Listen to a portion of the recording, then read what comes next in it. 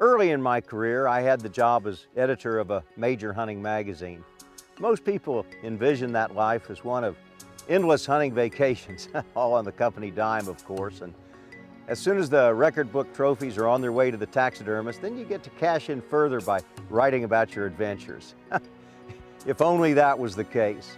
Editors have one of the most difficult and most thankless jobs in the business, but the good ones do their job flawlessly and seamlessly and make guys like me look better than we sometimes are.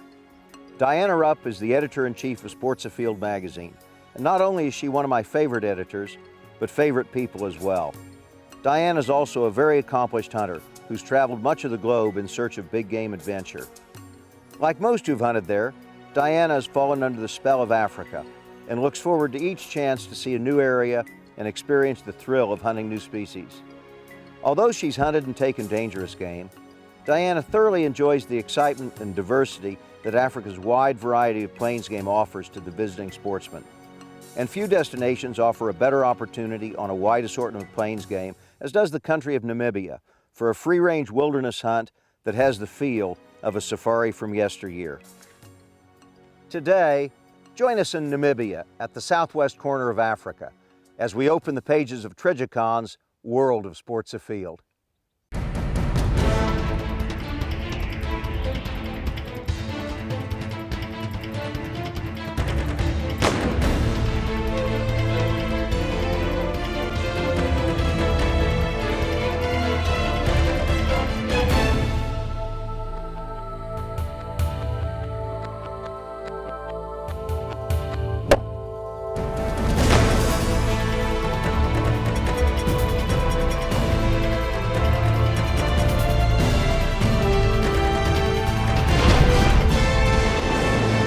Trijicon's World of Sports Afield is presented by Trijicon, Brilliant Aiming Solutions, DSC, the Dallas Safari Club, Ruger Firearms, Hornady Manufacturing, accurate, deadly, dependable, the Wildlife Gallery Custom Taxidermy Studio, Carl Zeiss Sport Optics, we make it visible, Boyd Harness Company, Cannon Safes, nothing protects like a cannon. The Wild Sheep Foundation. And Les Chameaux, the best boots money can buy.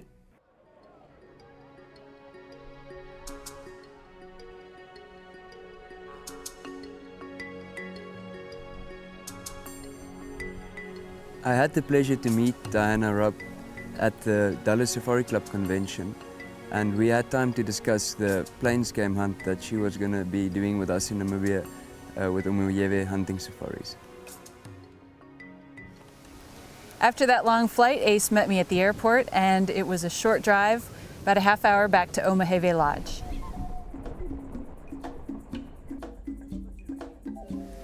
The first thing we did when we got to the lodge, fortunately we had some daylight left, and I definitely wanted to go out to the range and check my rifle. For this hunt, I had brought along a Ruger Model 77 in 300 Win Mag, and I loaded it with Hornady's 180 grain Interbonds in their Superformance load, and topped it with a Trijicon 3-9 by 40 scope. So I figured it would be about the perfect combination for a plains game hunt.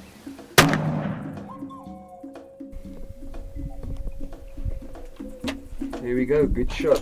That work? That worked. I shot a couple rounds at the range and was relieved to find that the rifle had made the trip and it was still shooting well. And so we headed back to the lodge and got ready for our trip up north the next morning.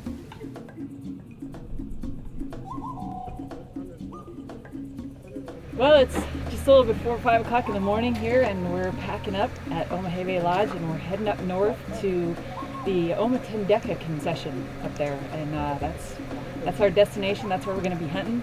It's a little bit of a haul, so we're trying to get a really early start, and I'm really looking forward to seeing that area up there. It's supposed to be just beautiful, and crawling with game, hopefully. So. The 6-hour drive to the North Camp gave Diana plenty of time to soak in the feel of this beautiful country. Welcome to Omatendeka Conservancy, and this is Omuyeve's base camp in Omatendeka Conservancy.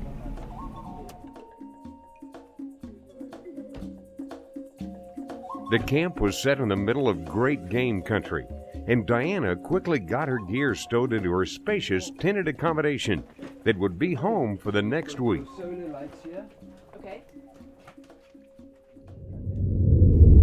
Sports Afield Editor Diana Rupp is on safari in Namibia when Trijicon's World of Sports Afield returns. The Hunting Tradition, brought to you by Dallas Safari Club. I'm Diana Rupp, Editor-in-Chief of Sports Afield magazine, with this week's installment of The Hunting Tradition.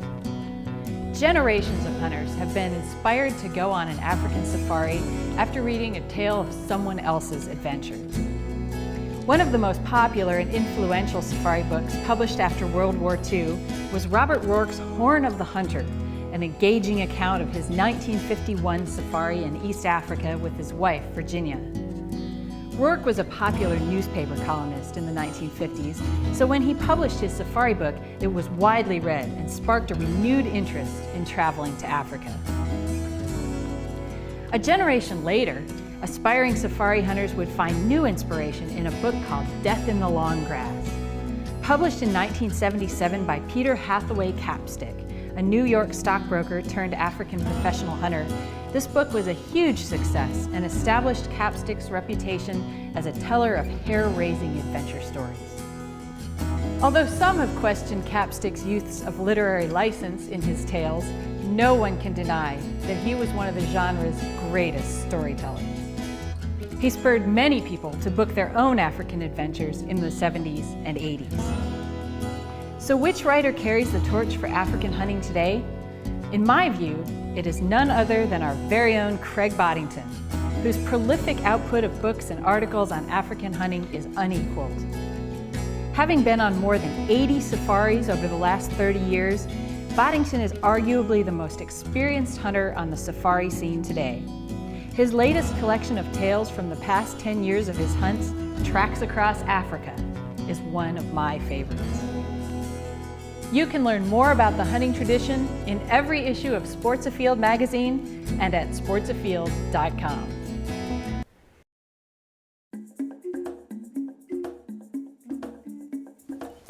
I immediately had a good feeling about this area as soon as we started driving around because I was astounded at the amount of game. There were herds of zebra, springbok, gemsbuck.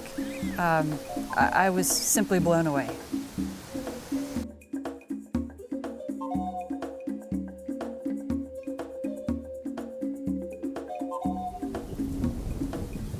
The Omatendeka Conservancy is an area of over 500,000 acres, and this is a free-range area and means it has no fences around it.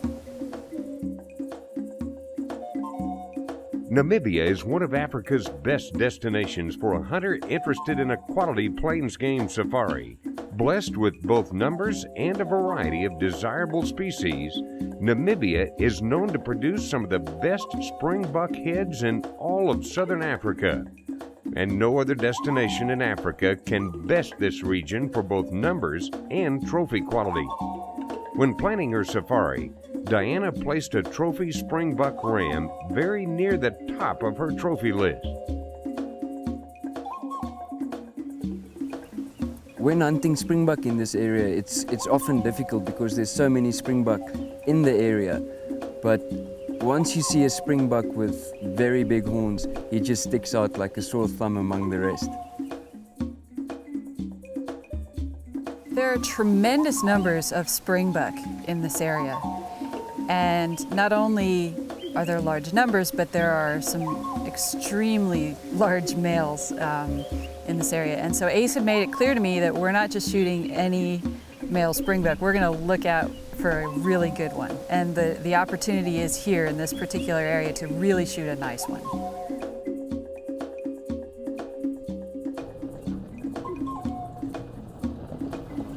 We headed into an area where we had seen a lot of nice springbuck and started looking around here. We figured this would be a very likely spot to find one.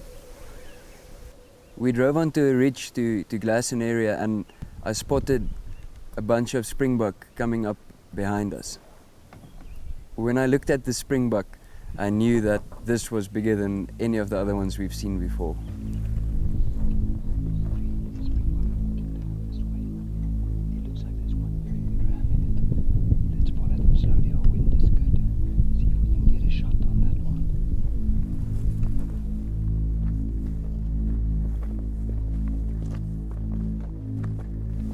We were already pretty close to this group of springbok, so it wasn't a long stalk at all. We just kind of moved as far down as we could to get down behind this bush.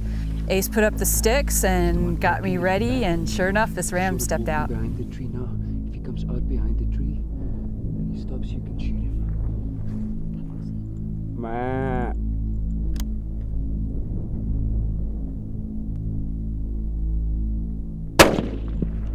Shot reload. Okay. You see he went down.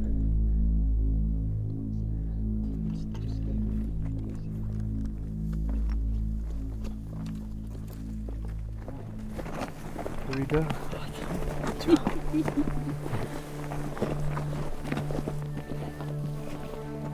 Look at that. Oh my gosh, him.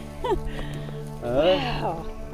That is a big, big springbok. Big old springbok too, Old probably, guy huh? as well, yeah. It's all gray. Wow. High on the head, hoops back nicely. Now, beautiful. Good shooting as well. He went down right in his tracks. Africa's gray ghost, the southern kudu, lures Diana Rupp into the hills of Namibia when Trijicon's World of Sports Afield returns. There are several species of kudu inhabiting Africa, and each make an interesting hunt. Kudu are a lover of cover and are seldom found far away from the security of a dense thicket or escape cover.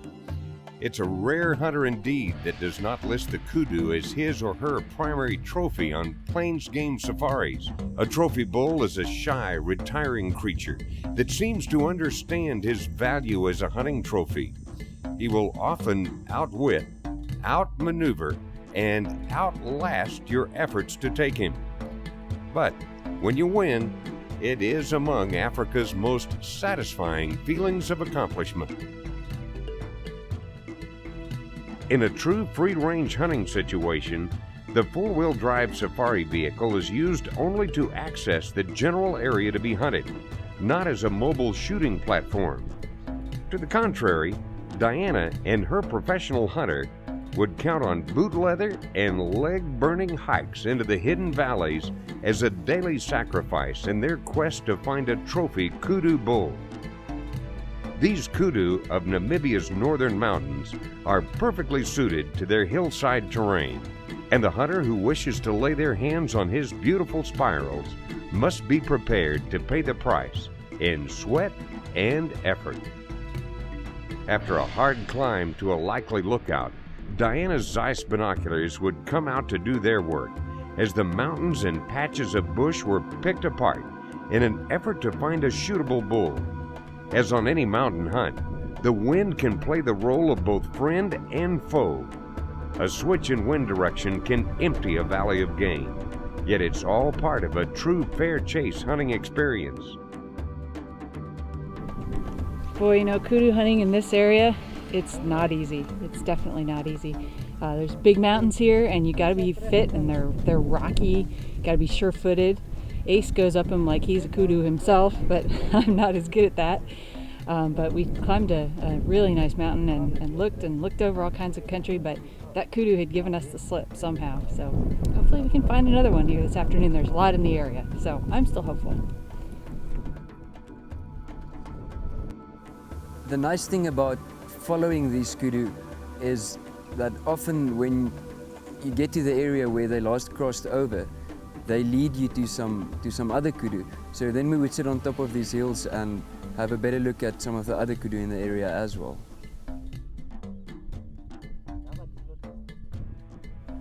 So while sitting on top of these hills and scanning the valleys and ridges, we saw quite a number of young bulls. And after looking at them, we were adamant that we were not going to shoot an immature young kudu bull, so we would pull out and back off back to the truck. Just not fully grown out. So close. Exciting stuff. I would have had a perfect shot. For every hike up the hill, one must be made down, but that's the price you pay to glass new country in search of a trophy kudu. We headed back to the area where we saw the most kudu, and while driving down this valley and stopping the truck to have a quick glass, Kabila, one of the trackers, spotted a kudu bull at about 1,800 yards. A big kudu has been spotted, but can Diana close the distance? The exciting conclusion when Trijicon's World of Sports Afield returns. And now, Inside the Hunt, brought to you by Hornady. On this week's Inside the Hunt, let's talk about spotting scopes. You know, in mountain hunting, we tend to focus on the rifle, and that's important, but if you do it right, you're going to get up close and you're going to fire one shot. I tell you what, you're going to use your optics a whole bunch, and while great binoculars are absolutely essential, a good spotting scope is an essential tool in mountain hunting. This is a Zeiss 18 to 45 by 65, a great spotting scope. Now, probably a good idea to carry a good tripod, but I'll be honest, to save weight, I often don't. You know, you can learn how to put it over your pack and get plenty stable. And it's amazing, it always depends on the light, but if the light's decent and if you get good and steady, then you can often judge horns on both sheep and the various goats at a mile, sometimes a whole bunch more. And man, does that save you a lot of walking. This segment is brought to you by Cannon Safes. Nothing protects like a cannon. After doing most of our hunting in the mountains, now for the first time we had a lot of flat, open country to cover, and this was going to be very difficult. We would have to cross a very open, flat area where he was going to have the opportunity to see us for quite a long way before we could get nearly within shooting range. So with having Kabila with us on the stalk as well, me and him could establish when this kudu was busy browsing, and we would then use that time to move from bush to bush to get closer to him.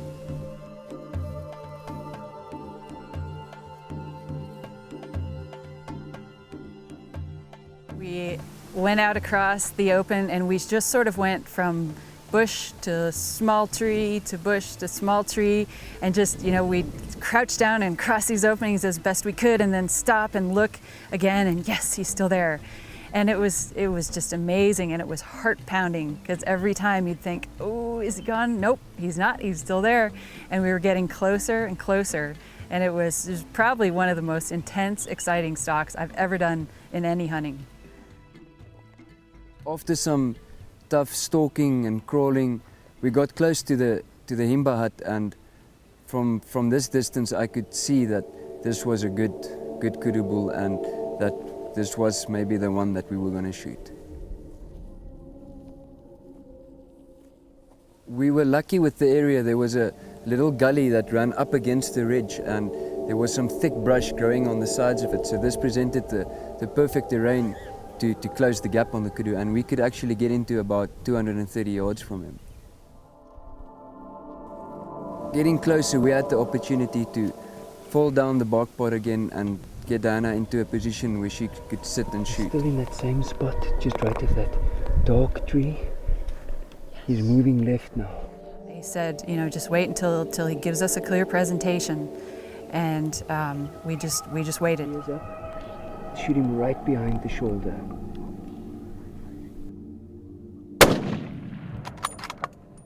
Okay, he went down. Patience and persistence had afforded Diana the opportunity, but cool nerves and excellent shooting had been the exclamation point on this stalk, and the results had been a trophy worth every mile walked and each mountain climbed.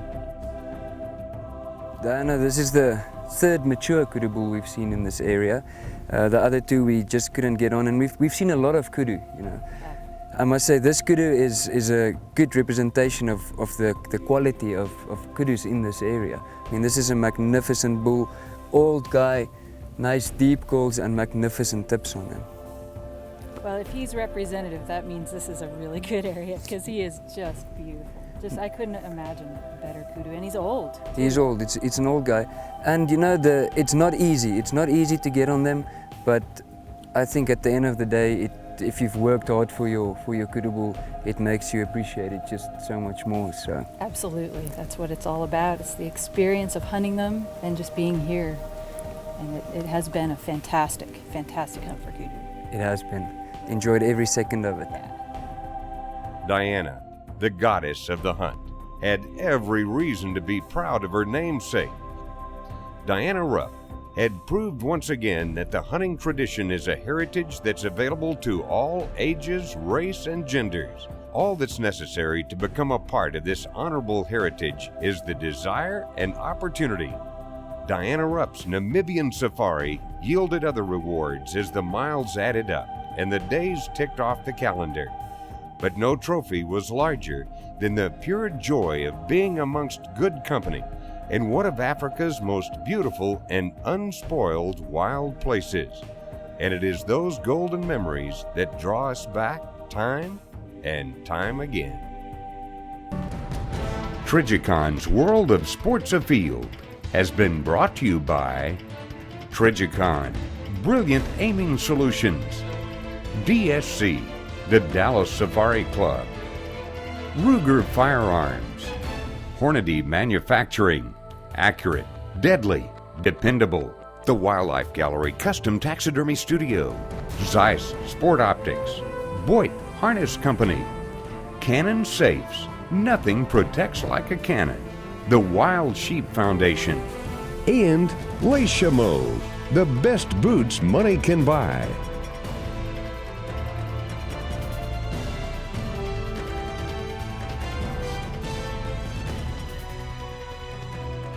Closed captioning provided by Getting Involved, a guide to hunting and conservation for kids.